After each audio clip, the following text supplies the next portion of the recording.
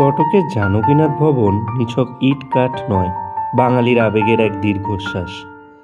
কটক শহরে উড়িয়া বাজারে সেই গলি দিয়ে হাঁটলে বুকের ভেতরটা আজও হু হু করে ওঠে। চোখের সামনে দাঁড়িয়ে থাকা বিশাল জানকীনাথ ভবন কেবল কোনো ঐতিহাসিক ইমারত নয়, এটি প্রতিটি ভারতবাসীর কাছে একটি জ্বলন্ত মন্দির। এখানে কান পাতলে আজও শোনা যায় এক অগ্নিশিশুর বেড়ে ওঠার শব্দ। সেই পবিত্র আতুর ঘর বাড়ির ভেতরে ঢুকে যখন দোতলার সেই বিশেষ ঘরটির সামনে আপনি এসে দাঁড়াবেন, সেখানে 1897 সালে এক শীতের সকালে সুভাষচন্দ্র বোস ভূমিষ্ঠ হয়েছিলেন। তখন শরীরের লোম খাড়া হয়ে যেতে বাধ্য।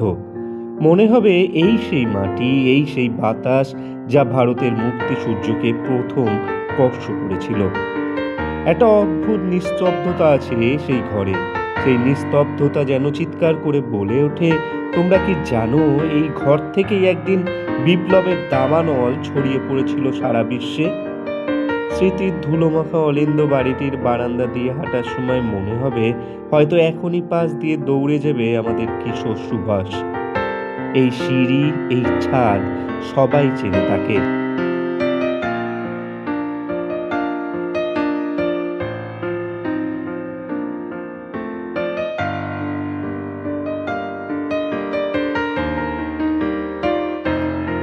পড়ার ঘরে ওই পুরনো টেবিল চেয়ারটার দিকে তাকালে মনে হয় এই বুঝি তিনি উঠে গেলেন বই রেখে।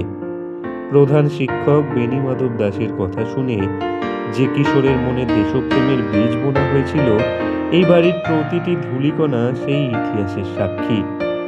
সেই অস্টিন গাড়ি, পেছনের বাগানের কাচের ঘরে বন্দি বাবা সেই কালো অস্টিন গাড়িটি আজও স্থবির।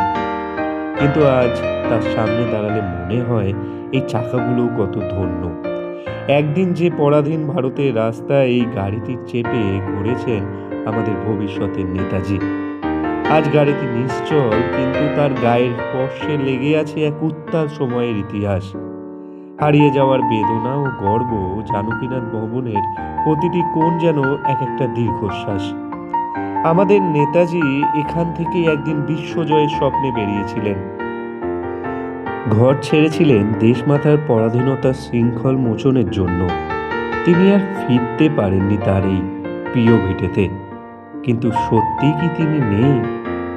না, তিনি আছেন। এখানকার বাতাসে, ধুলায়, পুরনো আসবাবপত্রের গন্ধে তিনি মিশে আছেন। দর্শনার্থী হিসেবে যখন আপনি এই বাড়ি থেকে বেরোবেন, তখন আপনার মনে হবে আপনি একা ফিরছেন না, সাথে নিয়ে ফিরছেন এক বুক গর্ব এবং চোখের কোণে এক ফোঁটা জল।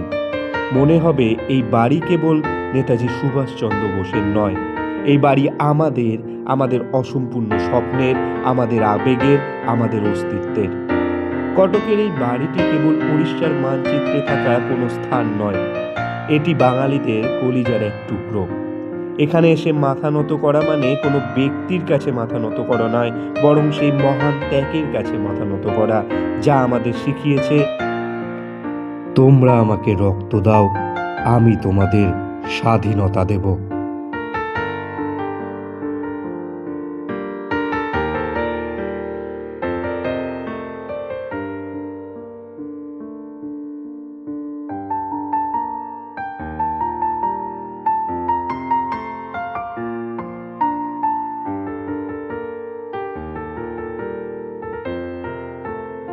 আশা করছি আপনাদের ভিডিওটি ভালো লেগেছে। আর ভিডিওটি যদি ভালো লাগে তাহলে প্লিজ শেয়ার করে দেবেন, যাতে অসংখ্য মানুষ এই ভিডিওটি দেখতে পারে। আর যদি আপনি প্রথমবারের জন্য ভিডিওটি দেখেন আমাদের চ্যানেল থেকে, তাহলে অবশ্যই সাবস্ক্রাইব করে দিতে ভুলবেন না। আমাদের ফেসবুক পেজও অবশ্যই আপনি ফলো করে রাখবেন। আমাদের ফেসবুক পেজের নাম সুকান্বেষী ব্যোমকেশ, আর আমাদের ইউটিউব চ্যানেল এক্সপ্লোরিং সুকান্বেষী ব্যোমকেশ। লাইক, শেয়ার, কমেন্ট করতে অবশ্যই ভুলবেন না। নমস্কার।